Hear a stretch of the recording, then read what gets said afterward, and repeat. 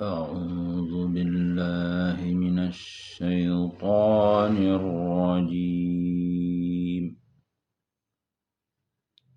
بسم الله الرحمن الرحيم.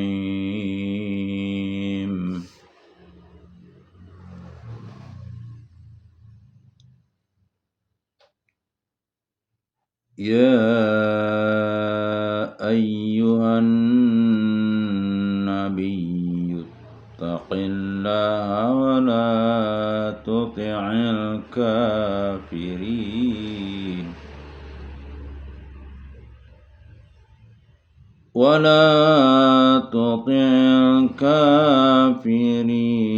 والمنافقين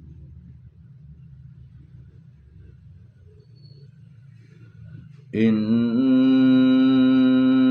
الله كان عليما حكيما.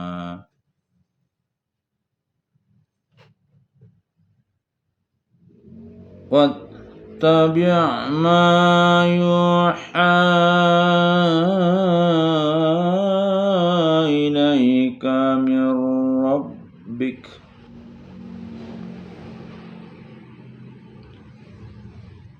إن الله كان بما تعملون خبيرا.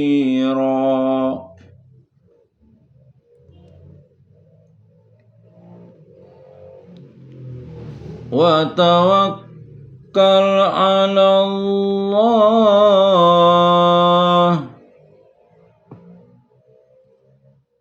وكفى بالله وكيلا.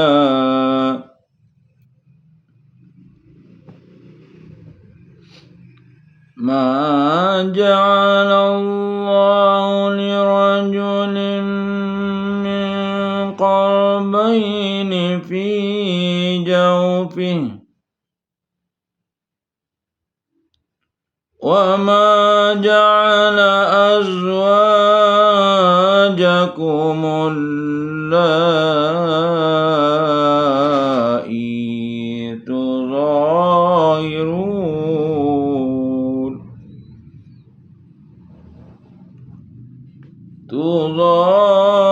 تظاهرون منهن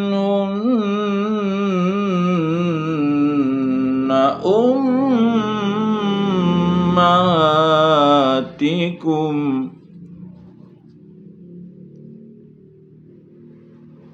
وما جعل أدعياءكم أبناءكم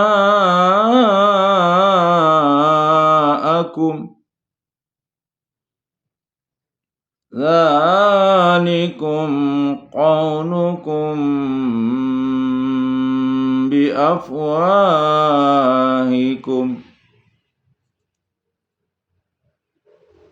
والله يقول الحق وهو يهدي السبيل.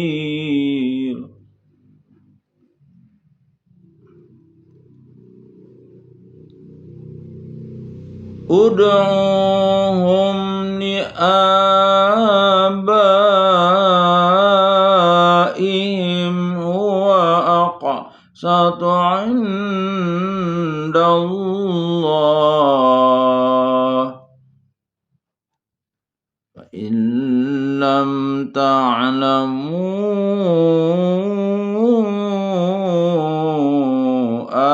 آباءهم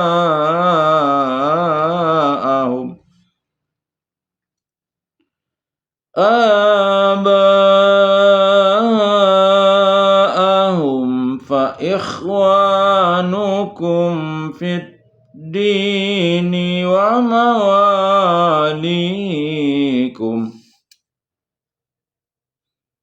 وليس عليكم جناح فيما أخطأتم فيما أخطأتم به ولكن ما تعمدت قلوبكم وكان الله غفورا رحيما.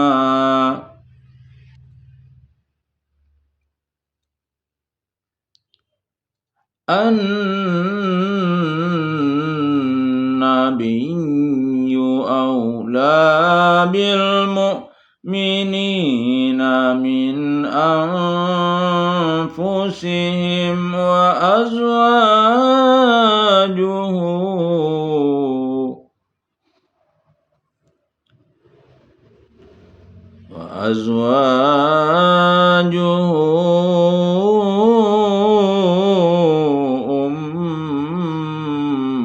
أمهاتهم وأولو الأرحام بعضهم أولى ببعض في كتاب الله من المؤمنين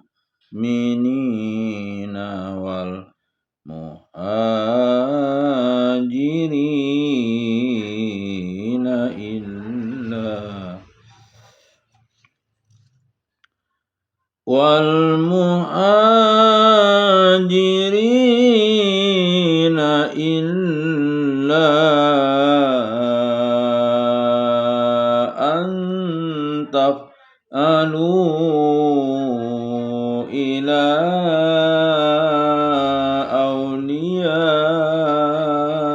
أوليائكم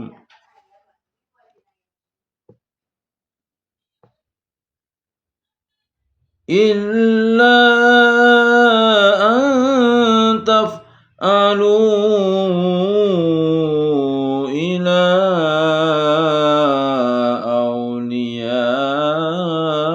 أوليائكم معروفا كان ذلك في الكتاب مسطورا.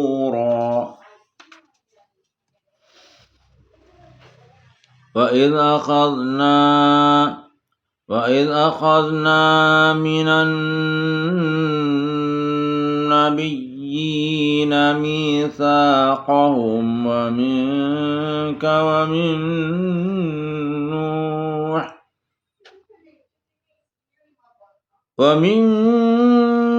ومن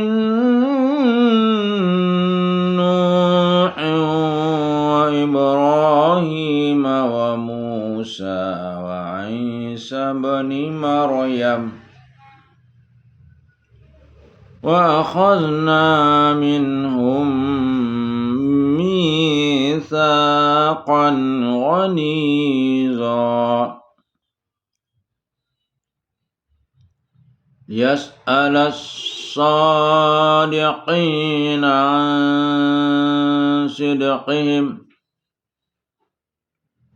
وأعد للكافرين عذابا أليما.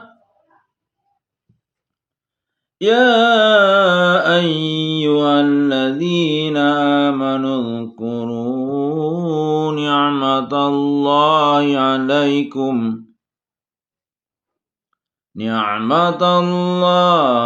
عليكم إذ جاءتكم جنود فأرسلنا عليهم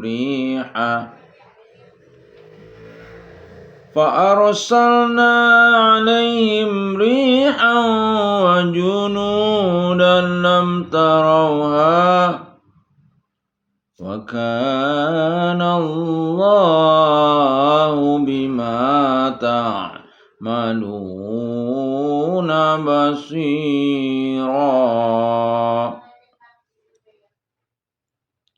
إذ جاءوكم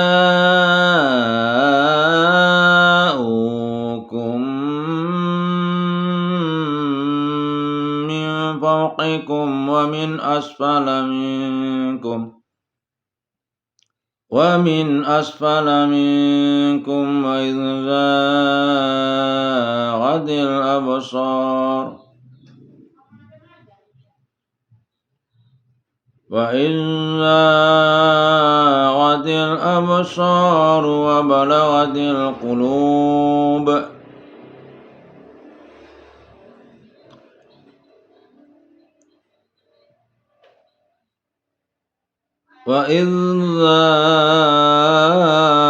الأبصار وبلغت القلوب الحناجر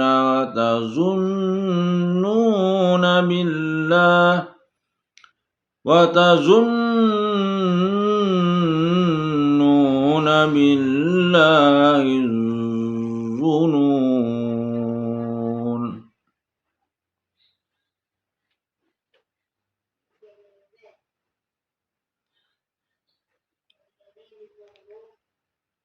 هنالك ابتلي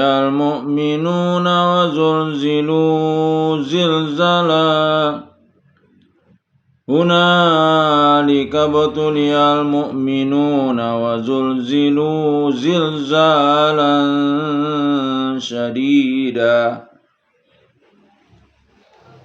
وإذ يقول المنافقون والذين في قلوبهم مرض ما وعدنا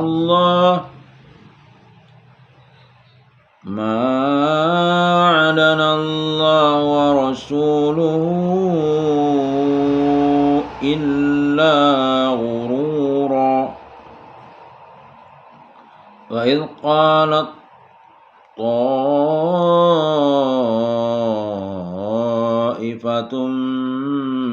منهم يا أهل يثرب لا مقام لكم فارجعوا. ويستأذن فريق منهم النبي يقولون إن بيوتنا عورة وما هي بعورة إن يريدون إلا فرارا ولو دخلت عليهم من أقطارها ثم سئلوا الفتنة لآتوها وما تلبثوا بها إلا يسيرا. ولقد كانوا عاهدوا الله من قبل لا يولون الأدبار وكان عهد الله مسؤولا. قل لن ينفعكم الفرار إن فررتم من الموت أو القتل وإذا لا تمتعون إلا قليلا. قل من ذا الذي يعصمكم من الله إن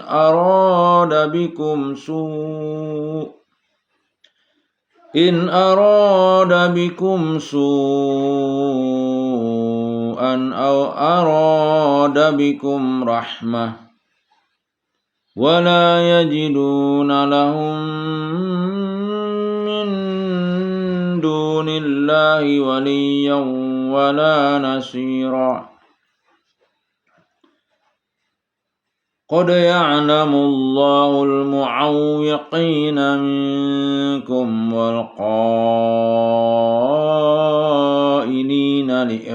لإخوانهم هلم إلينا ولا يأتون البأس إلا قليلا أشحة عليكم فإذا جاء الخوف رأيتهم ينظرون إليك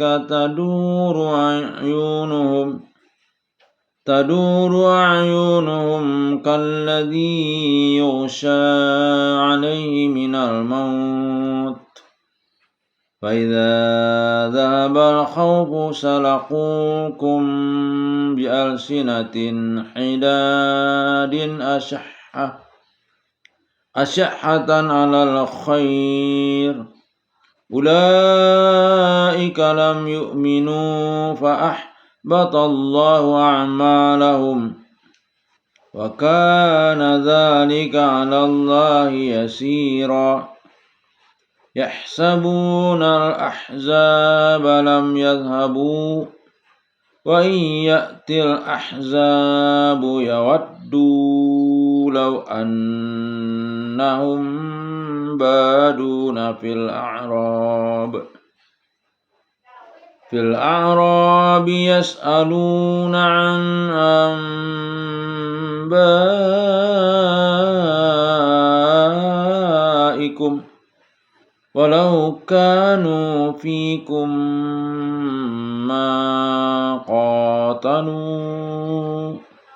ما قاتلوا إلا قليلا صدق الله العظيم. Terjemah surah Al-Ahzab atau golongan yang bersekutu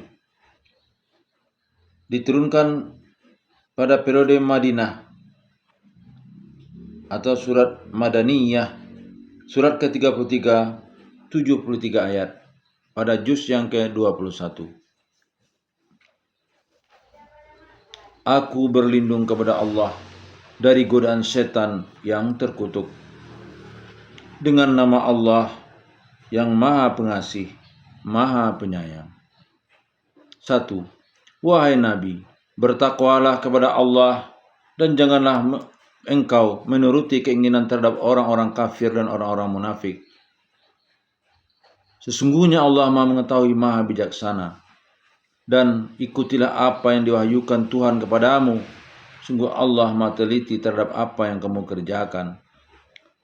3. Dan bertawakallah kepada Allah dan cukuplah Allah sebagai pemelihara. 4.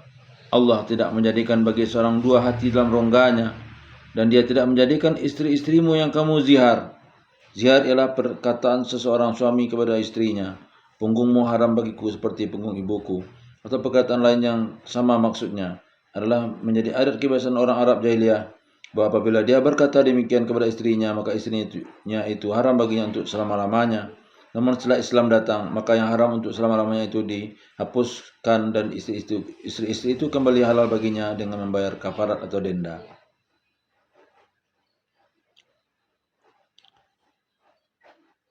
Dan Dia tidak menjadikan istri-istrimu yang kamu zihar itu sebagai ibumu, dan Dia tidak menjadikan anak angkatmu menjadi sebagai anak kandungmu sendiri. Yang demikian itu hanyalah perkataan di mulutmu saja. Allah mengatakan yang sebenarnya dan Dia menunjukkan jalan yang benar. 5. Panggillah mereka anak angkat itu dengan memakai nama bapak-bapak mereka. Itulah yang adil di sisi Allah. Dan jika kamu tidak mengetahui bapak mereka, maka panggillah mereka sebagai saudara-saudaramu seagama dan maula-maulamu.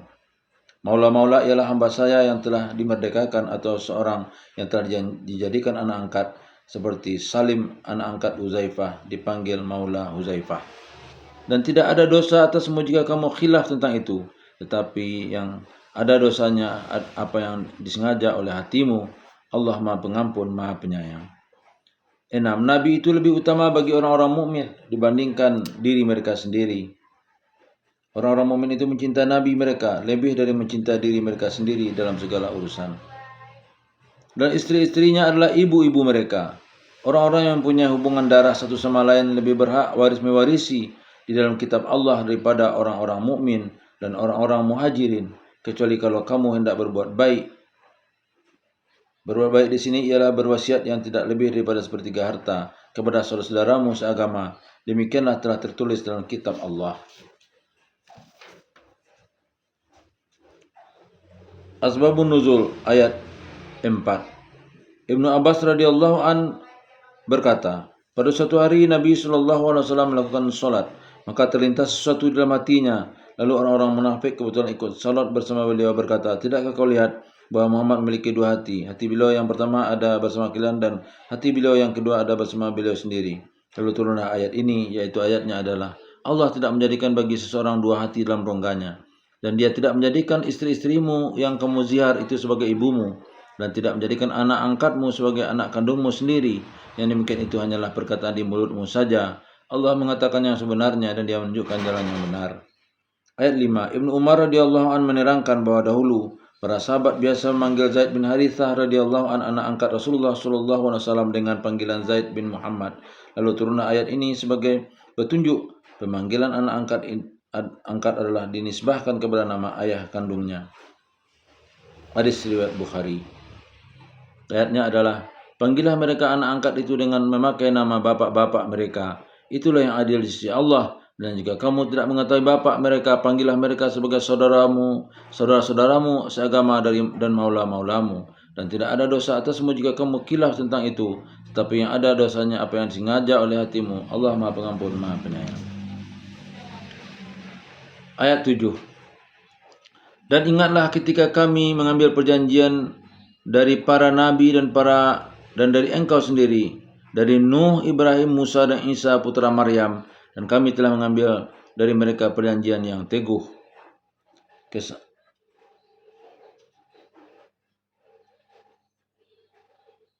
Yaitu kesanggupan menyampaikan agama kepada umatnya masing-masing. Agar dia menanyakan kepada orang-orang yang benar tentang kebenaran mereka. Pada hari kiamat Allah akan menanyakan kepada Rasul-Rasul sampai di mana usaha mereka menyampaikan ajaran-ajaran Allah kepada umat mereka dan sampai di mana umat mereka melaksanakan ajaran Allah itu. Dia menyediakan azab yang pedih bagi orang-orang kafir. 9. Wahai orang-orang yang beriman, ingatlah akan nikmat Allah yang telah dikaruniakan kepadamu ketika bala tentara datang kepadamu, lalu kami kirimkan kepada mereka angin topan dan bala tentara yang tidak dapat terlihat olehmu. Ayat ini menerangkan kisah Ahzab, yaitu golongan-golongan yang dihancurkan dalam perang Khandaq karena menentang Allah dan Rasulnya. Yang dimaksud dengan bala tentara yang tidak dapat kamu lihat ialah para malaikat yang sengaja didatangkan Allah untuk menghancurkan musuh-musuh Allah itu. Allah Maha melihat apa yang kamu kerjakan. 10. Yaitu ketika mereka datang kepadamu dari atas dan dari bawahmu, ketika penglihatanmu terpana dan hatimu menyesak sampai ke tenggorokan, menggambarkan bagaimana hebatnya perasaan takut dan perasaan gentar pada waktu itu. Dan kamu berprasangka yang bukan-bukan terhadap Allah. Disitulah diuji orang-orang yang mukmin. Disitulah diuji orang-orang mukmin dan diguncangkan hatinya dengan guncangan yang dahsyat. Dan ingatlah ketika orang-orang munafik dan orang-orang yang hatinya berpenyakit berkata, yang dijanjikan Allah dan Rasulnya kepada kami hanya tipu daya belaka. 13. Dan ingatlah ketika segolongan di antara mereka berkata, wahai penduduk Yastrib atau Madinah, tidak ada tempat bagimu, maka kembalilah kamu. Dan sebagian dari mereka meminta izin kepada Nabi untuk kembali pulang dengan berkata, sesungguhnya rumah-rumah kami terbuka, tidak ada penjaga, padahal rumah-rumah itu tidak terbuka, hanyalah hendak lari. 14. Dan kalau Yastrib diserang dari segala penjuru, dan mereka diminta agar membuat kekacauan, niscaya mereka mengerjakannya, dan hanya sebentar saja mereka menunggu. 15. Dan sungguh mereka sebelum itu telah berjanji kepada Allah, tidak akan berbalik ke belakang atau mundur, dan perjanjian dengan Allah akan diminta pertanggungjawabannya. Asbabun Nuzul ayat 9. Uzaifah radhiyallahu an berkata, peristiwa ini terjadi saat perang Ahzab dan di malam gulita. Pasukan Abu Sufyan berada di atas bukit. Pasukan Yahudi Bani Quraizah sekutu Abu Sufyan berada di bagian lembah. Kami khawatir atas keluarga kami, angin terasa berembus lebih kencang, sehingga kaum munafik minta izin pulang dengan alasan rumah mereka kosong. Kaum munafik mendapat izin dan kemudian lari menyembunyikan diri. Rasul SAW memeriksa pasukan lalu berkata kepadaku, coba selidiki keadaan musuh. Aku berangkat dan aku melihat perkemahan musuh berterbangan dihantam angin yang sangat kencang. Mereka pun lari mundur. Aku kembali dan menghadap Rasulullah SAW untuk menceritakan kejadian itu. Atas hal itu turunlah ayat ini, hadis riwayat Baihaqi. Ayat 16. Katakanlah Muhammad, lari tidaklah berguna bagimu jika kamu melarikan diri dari kematian atau pembunuhan, dan jika demikian kamu terhindar dari kematian, kamu hanya akan mengecap kesenangan sebentar.